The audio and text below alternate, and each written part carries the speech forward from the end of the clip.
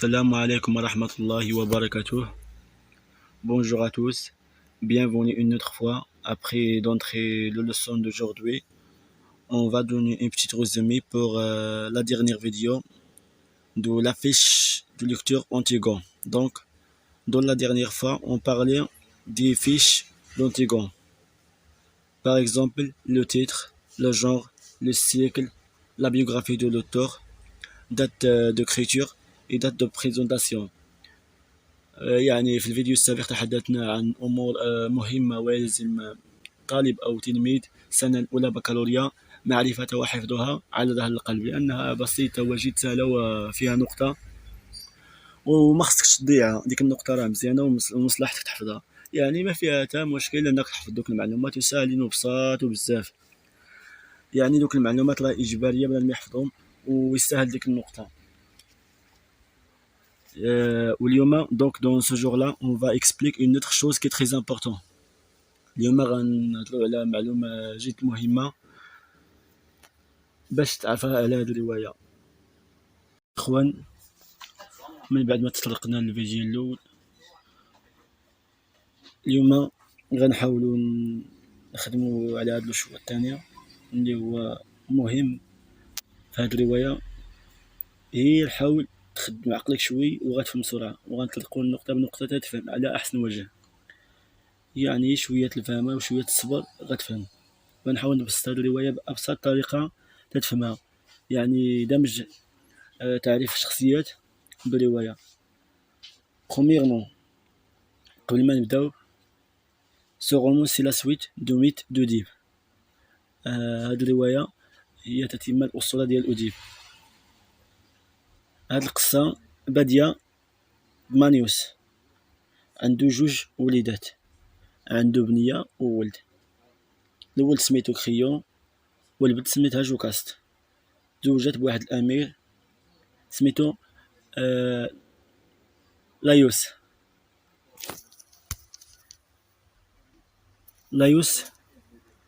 مع المدة غيعرف بلي ولدو أوديب غيحاول يقتلو. عطاه العائلة تارية، وبعد مدة ملي رجع أوديب تلاقى مع الوالد ديالو وتقاتلو، وفي الاخر بالفعل قتلو وهو ما عرفوش، وتزوج بالأم ديالو اللي سميتها جوكاست، وولد معها 4 الوليدات اللي هما أونتيغو، إسمين، بولينيس، إتيوكل. من بعد ما يعرف أوديب بلي أنه تزوج بالأم ديالو، يعني غيعور عينو باللغة العربية ديالنا حنا بالدارجة وغيتم النفي ديالو ليكزيل بالفرنسية. وجوكاست غتنتحر اللي هي سويسيدي. من الأبوين ماتوا، يعني البنات ما كيفوتوش العرش. واحد من الأخوين اللي غاوت العرش سواء أنه يكون إتيوكل ولا بولينيس. وفترة العرش كتناوب مع بين هاد الخوت. وفي مدة بولينيس ما باش يتنحى من العرش، وهذا الشيء يعني أنه بدأت الحرب بيناتهم. يعني بعد قتال الأخوين على عرش تيب تم اغتيالهم سويا، والعرش ما غاش تولى أونتيغو ولا إسمين، يعني شي واحد من العائلة، فرد من أفراد العائلة. وفي هذه الحالة هو كريون اللي هو أقرب لهم، هو الأخ تاع الوالد ديالهم. ومن بعد تولية المنصب من قبل كريون غتبدا المشاكل، حيتاش كيعتبر أن بولينيس خائن وسيتم اللج بجثته وعدم دفنها، ومن يحاول دفنها سيحكم عليه بأقصى عقوبات.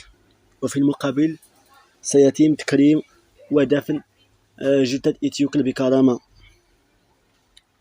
والشخص الوحيد اللي رفض هذه الفكرة هو أونتيغو، ورفضتها رفضا تاما. وبعد إقرار كريون على دفن جثة إتيوكل ورفض دفن جثة بولينيس، ستحاول دفن جثة أخيه في الليل، ولكن هناك حرص مشدد على جثة بولينيس.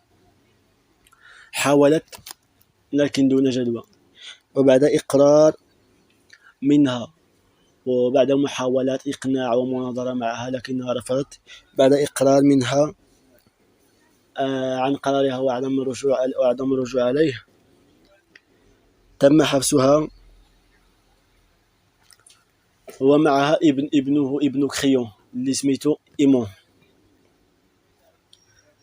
في هذه الحالة إيمون اللي هو سميتو الابن تاع كريون في نفس الوقت هو خطيب تاع أونتيغون، دخل معها في السيرورة ديال الحبس أو السجن بالمصطلح اللغوي. وبعد مدة اكتشف كريون أن أونتيغون قتلت راسها بالسنتر ديال الملابس ديالها، والابن ديالو قتل راسو بالخنجر ديالو، ما عرفتش كيقولوا بالعربية لنا بالخنجر. وفي الآخر بعد اكتشاف